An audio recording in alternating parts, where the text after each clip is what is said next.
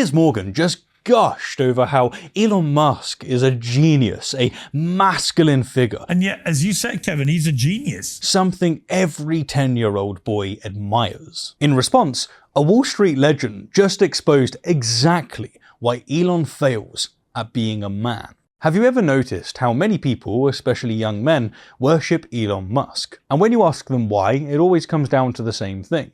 The technology, the rockets, the cars, the innovation. Elon's like one of the cool billionaires. If anyone should have that much money, it's Mr. Musk. Never mind that he abandons his children. Never mind that he throws Nazi salutes. Never mind that he's stripping healthcare from the world's most vulnerable while high on ketamine. Somehow we've decided that if you can land a rocket, none of those traditional qualities we used to admire, strength used to protect the weak, responsibility, being a role model, none of it matters anymore. And yet, as you said, Kevin, he's a genius, really, in many other ways. I mean, do you accept, Scott, that he's a genius, or do you feel it's smoke and mirrors with Musk? Because when I watched him talk me through his Optimus thing, I just saw the 10-year-old boy who used to write programs doing it on a massive scale and loving that. Whereas I think he's really struggled with the criticism he's had in the political arena. There's Piers doing what Piers does best, fawning over billionaires while completely missing the point. He sees a 10-year-old boy playing with toys,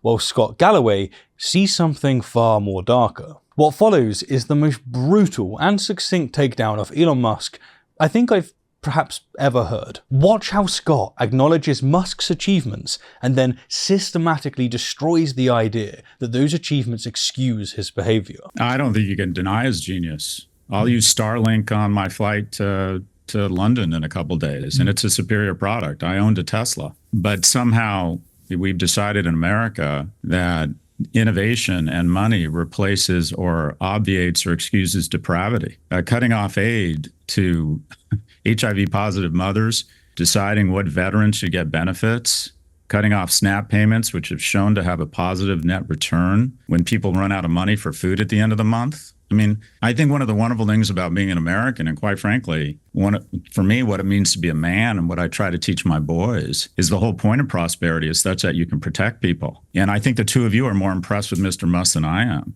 I think if somebody is making Nazi salutes, if somebody is being sued concurrently by two women for sole custody of their child because that person has not spent any time with that child. When someone is so severely addicted to drugs, they can't get their shit together to show up to the White House without looking exceptionally high. I don't think that's the right role model for young men. So what I would ask to all of us is look at what money has done to us. That if someone can land a rocket on metal scissors or create a great AV, he's a genius. He's the wealthiest man in the world. But does that mean we should excuse depravity? Does that mean, unlike Bill Gates, he's not using his billions to help people?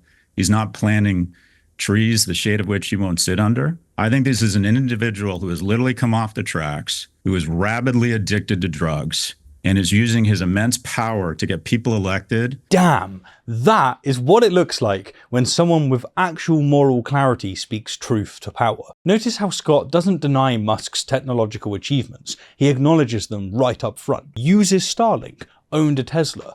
But then he asks the question that apparently nobody at Silicon Valley wants to ask anymore. So fucking what? So what if you can land a rocket? Does that give you the right to decide which veterans deserve benefits? Does building an electric car mean that you get to cut off food assistance to families who can't make it to the end of the month? Let's talk about the phrase that Scott used. Planting trees, the shade of which you won't sit under. It's an old Greek proverb about what true leadership means, what a great society means. You build things not for yourself, but for future generations. You create benefits you'll never personally enjoy because that's what it means to be a man, to be someone that provides to your community. It's what it means to matter, to use your strength and your success to protect and provide for others. This is what masculinity has traditionally meant. Not domination, not having power over others, but having power so that you can protect others. It's about being someone young boys can actually look up to.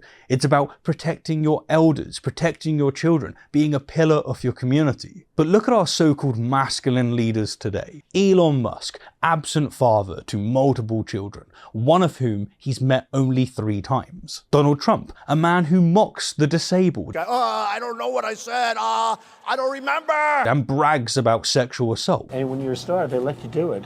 You can do anything. Whatever you want. Grab them by the These are the figures young men are supposed to admire. The irony is staggering. These men campaign on masculinity, deliberately targeting young boys with their message of strength and power, but they've robbed an entire generation of what it means to have real masculine role models. They've replaced protection with predation, responsibility with recklessness, leadership with narcissism. Scott mentioned Bill Gates, and the contrast really couldn't be starker. Gates announced plans to spend $200 billion on philanthropic efforts by 2045, and has already spent more than $100 billion since he set it up in the year 2000. He's literally spending his fortune trying to eradicate diseases that kill the world's poorest children. That'll be over 200 billion that we'll give away during that time period, and that we'll be able to save tens of millions of lives. Meanwhile, under Musk's Doge leadership, there were dramatic cuts to USAID, resulting in severe disruptions and the reduction of over 80% in USAID's contractual obligations. He even labelled it a criminal organisation. Gates himself has directly blamed Musk for the deaths of the world's poorest children due to these cuts. When Bill Gates, not exactly known for his inflammatory rhetoric, is calling you out for killing children, maybe it's time for some self-reflection. But here's the thing about addicts, and sources claim that Musk used ketamine frequently, sometimes daily. Self-reflection isn't really their strong suit. Neither is showing up for your children or making rational decisions about other people's healthcare. Alright, we're going to get to the rest of what Scott had to say, which is brilliant commentary on what Elon's legacy will actually be. And that too many of us excuse what is abhorrent behavior. I think his legacy is not going to be an EV or putting rockets into space. I think it's going to be unnecessary death, disease, and disability of the world's most vulnerable. That is not what it means to be an innovator. It's not what it means to be an American. It's not what it means to be a man. Unnecessary death, disease, and disability of the world's most vulnerable. That's the real legacy.